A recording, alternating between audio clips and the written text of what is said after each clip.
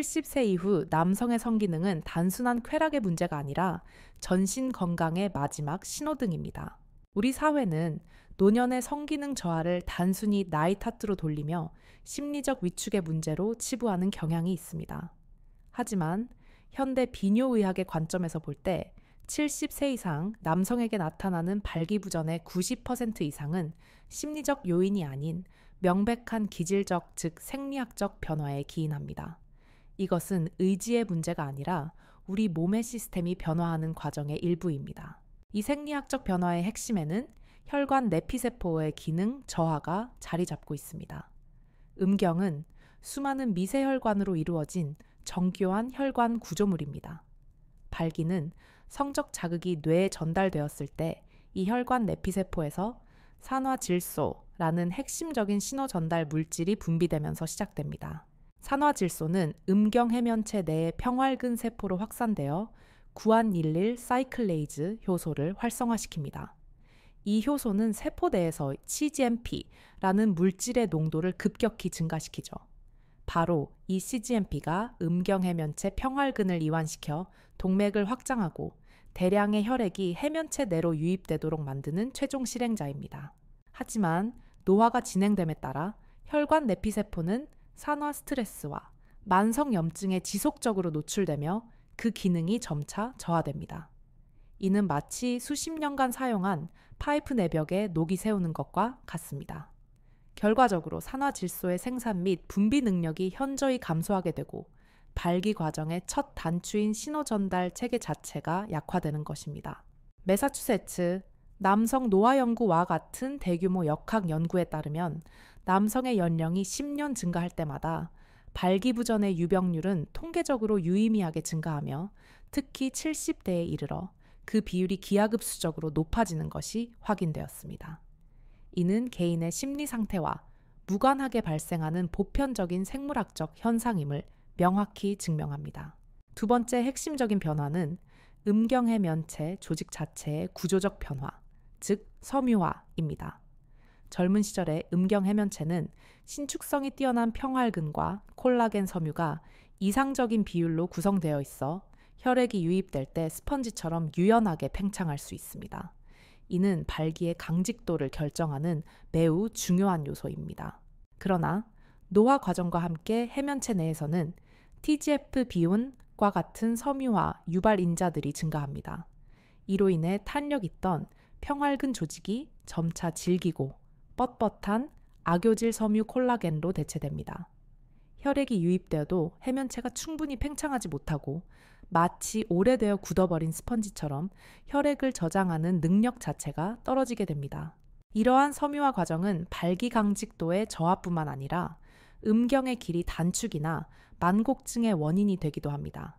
즉, 발기 기능의 저하는 단순히 서지 않는 문제가 아니라 음경이라는 기관의 물리적 구조 자체가 변화하고 있다는 명백한 증거인 것입니다. 이는 의지나 정신력으로 극복할 수 있는 영역이 아닙니다. 세 번째 요인은 신경계의 변화입니다. 발기는 뇌의 척수 그리고 음경에 분포하는 자율신경계의 정교한 상호작용을 통해 이루어집니다. 특히 부교감신경의 역할이 중요한데 노화는 이러한 신경 전달 속도를 늦추고 신경 말단에서의 전달 물질 분비 능력을 감소시킵니다. 성적 자극에 대한 반응이 예전보다 무뎌지거나 발기에 도달하는 데 더 오랜 시간이 걸리는 것은 바로 이러한 신경계의 노화 때문입니다. 또한 당뇨병과 같은 만성질환은 말초신경 자체에 손상을 주어 이러한 과정을 더욱 가속화시킬 수 있습니다. 즉, 신호를 보내는 중앙통제실과 신호를 실행하는 현장 사이의 통신망이 노후화되는 것과 같습니다. 마지막으로 호르몬 환경의 변화, 특히 테스토스테론,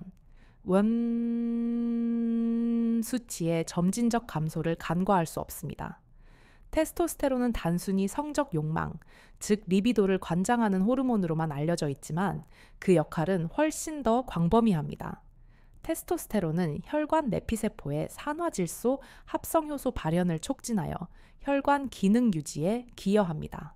또한 음경해면체 조직의 구조적 완전성을 유지하고 섬유화를 억제하는 데에도 중요한 역할을 합니다.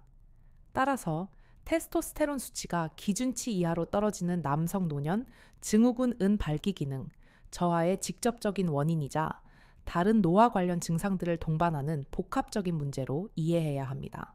이처럼 70세 이후의 성기능 저하는 혈관 조직 신경 호르몬이라는 4가지 핵심적인 생물학적 추기 시간의 흐름에 따라 점진적으로 변화한 필연적인 결과입니다. 이것은 질병이라기보다는 노화라는 거대한 생명 현상의 한 단면입니다. 이 과학적 사실을 명확히 인지하는 것이야말로 불필요한 자책감에서 벗어나 현실적이고 효과적인 관리 전략을 세우는 첫걸음이 됩니다.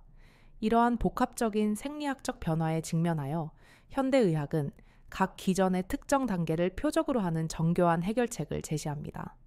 그중 가장 대표적이고 1차적인 접근법은 PDE4 억제제를 활용한 약물 요법입니다.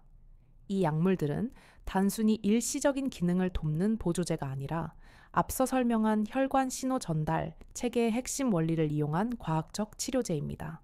일부에서는 이 약물들을 선격을 인위적으로 유발하거나 신체에 무리를 주는 흥분제로 오해하지만 이는 약물의 작용 기전을 전혀 이해하지 못한 것입니다. PDO 억제제는 성적 자극이 전혀 없는 상태에서는 아무런 효과를 나타내지 않습니다. 약물의 역할은 발기를 생성하는 것이 아니라 자연적인 성적 자극에 의해 생성된 발기 신호가 유지되도록 돕는 것입니다. 구체적으로 1파트에서 CGMP가 음경해면체 평활근을 이완시켜 발기를 유발하는 최종 물질이라고 설명드렸습니다. 우리 몸에는 항상성을 유지하기 위한 조절 장치가 있어 발기가 무한정 지속되지 않도록 CGMP를 분해하는 효소가 존재합니다. 그 효소가 바로 PDE-아우입니다.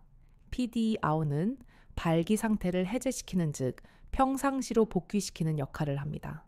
PDE5 억제제 실데나필, 타다라필 등은 이 PDE5 효소의 활성을 선택적으로 차단합니다. 결과적으로 성적 자극에 의해 생성된 CGMP가 분해되지 않고 해면체 내에 높은 농도로 유지될 수 있게 됩니다. 이는 마치 욕조에 물을 채울 때 수도꼭지 산화질소 분비에서 나오는 물의 양이 줄어들었다면 배수구 PDE-아부를 잠시 막아 물이 더 효과적으로 차오르게 하는 원리와 같습니다. 따라서 70세 이상의 남성에게 약물 치료를 선택이 아닌 기본으로 간주하는 이유는 명확합니다. 노화로 인해 혈관 내피세포 기능이 저하되어 산화질소와 CGMP의 생성량이 절대적으로 부족해진 상태에서 생성된 CGMP라도 최대한 효율적으로 활용하여 발기 역치에 도달하도록 돕는 가장 논리적인 방법이기 때문입니다. 여기서 더 나아가 현대 비뇨의학에서는 음경재활이라는 개념을 중요하게 다룹니다. 이는 단순히 필요할 때만 약을 복용하는 것을 넘어 저용량의 PDE5 억제제를 매일 규칙적으로 복용하여 음경혈관과 조직의 건강 자체를 개선하려는 장기적인 치료 전략입니다. 음경 조직은 혈액 공급이 원활하지 않은 저산소 상태에 장기간 노출될 경우 섬유화가 급격히 진행됩니다. 특히 수면 중 자연 발기는 음경 조직에 산소를 공급하는 매우 중요한 생리 현상인데 노년기에는 이 횟수와 강직도가 현저히 줄어듭니다. 저용량 약물을 매일 복용하면 성적인 활동과 무관하게 해면체 내로의 기저, 혈류량을 증가시켜 조직의 만성적인 저산소 상태를 개선할 수 있습니다.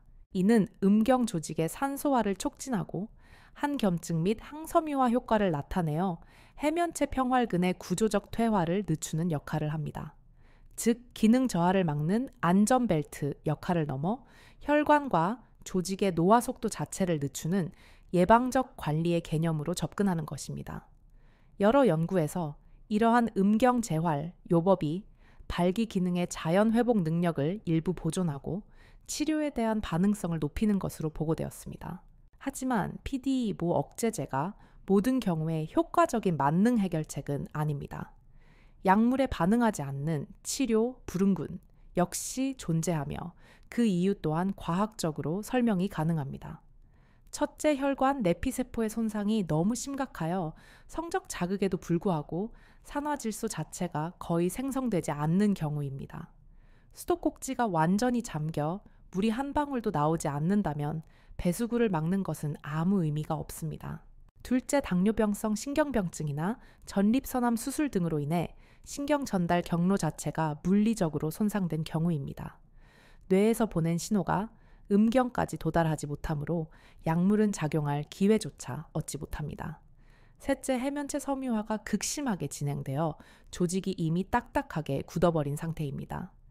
이 경우 혈액이 유입되어도 팽창할 수 있는 물리적 공간 자체가 없어 약효를 기대하기 어렵습니다.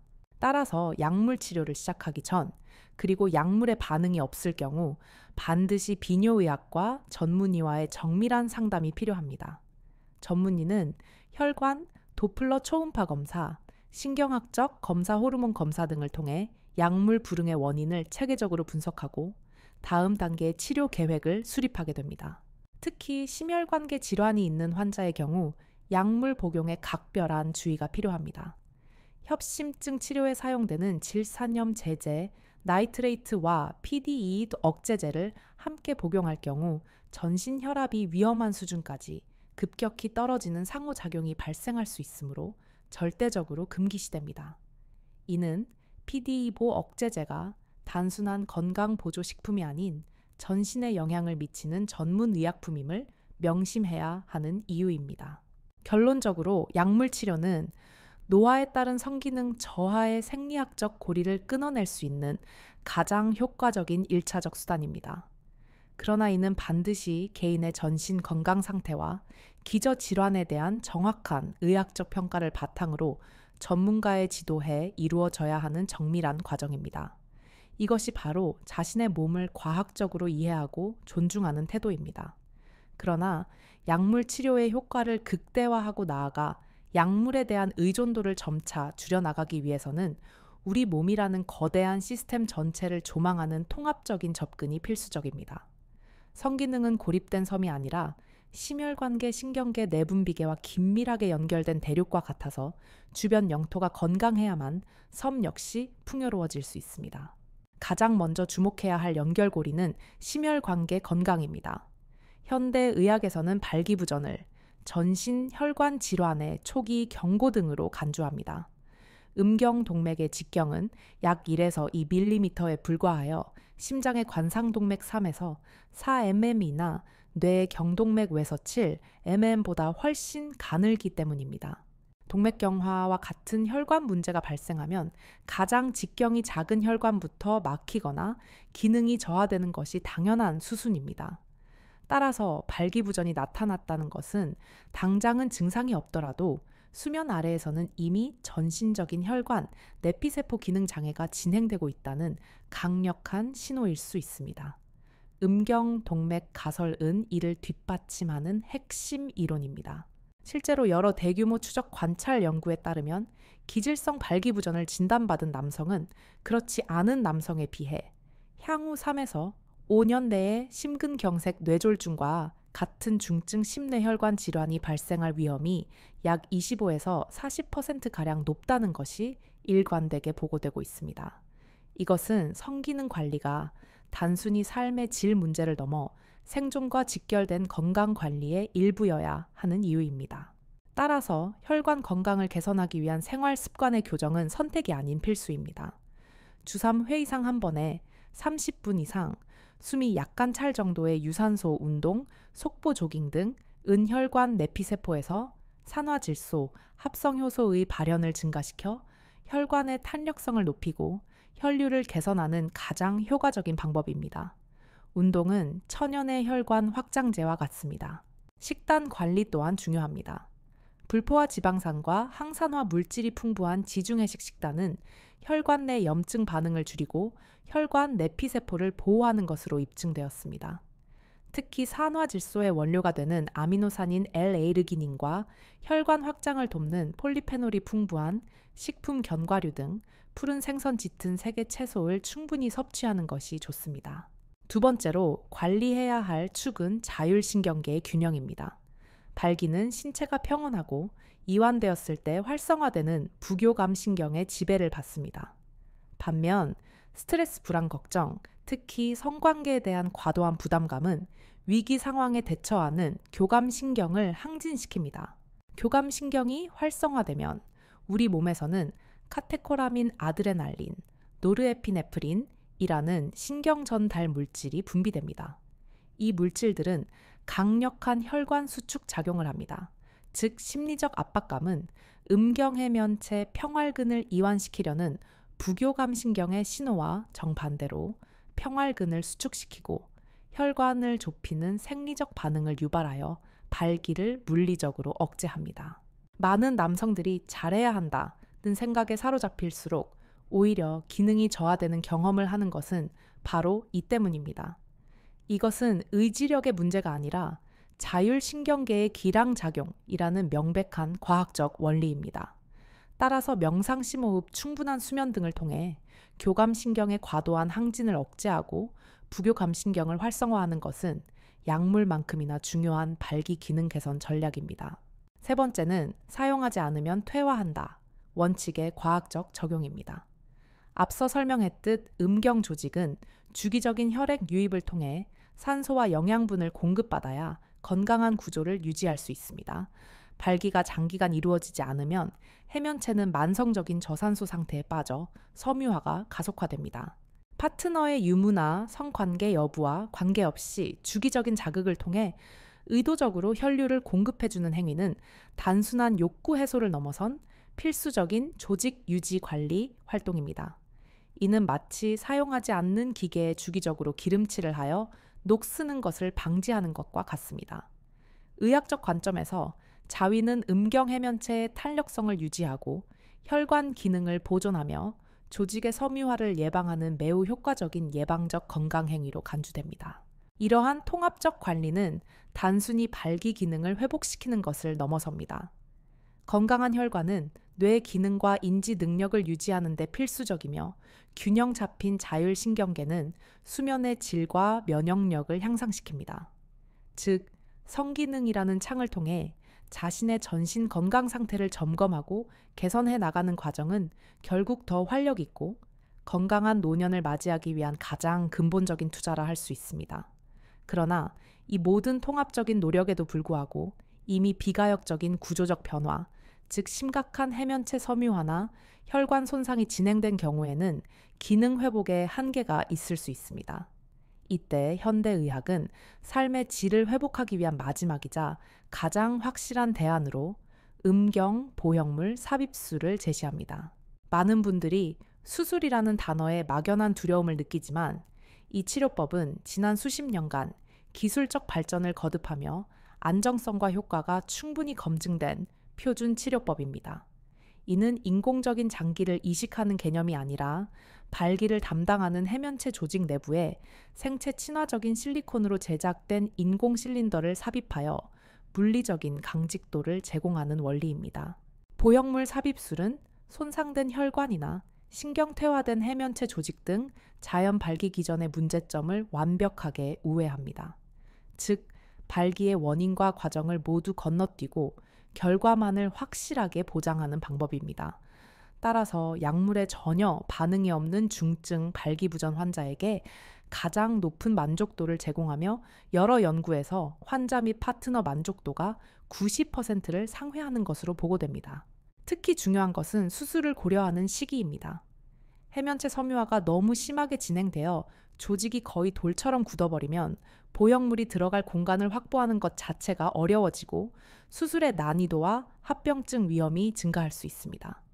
따라서 약물 치료의 효과가 점진적으로 감소하고 있다고 판단될 때 너무 늦기 전에 전문의와 상담하여 수술적 치료라는 선택지에 대해 진지하게 논의하는 것이 현명합니다. 이것은 포기가 아니라 변화된 신체 조건에 맞춰 가장 효율적이고 지속 가능한 해결책을 선택하는 적극적인 과정입니다. 자전거를 타다 자동차로, 그리고 때가 되면 더 안전하고 효율적인 이동수단으로 바꾸는 것처럼 우리 몸의 기능을 유지하는 방식도 나이에 따라 변화해야 합니다. 지금까지 우리는 70세 이후 남성의 성기능에 대한 다각적이고 과학적인 사실들을 살펴보았습니다. 혈관과 조직의 노화부터 약물 치료의 원리 생활 습관의 중요성, 그리고 최종적인 수술적 해결책까지. 이 모든 복잡한 이야기의 결론은 의외로 단순한 한 문장으로 귀결될 수 있습니다. 성기능 관리는 노년기 전신 건강 관리의 시작이자 핵심이다. 이것은 더 이상 부끄러워하거나 숨겨야 할 개인적인 문제가 아닙니다.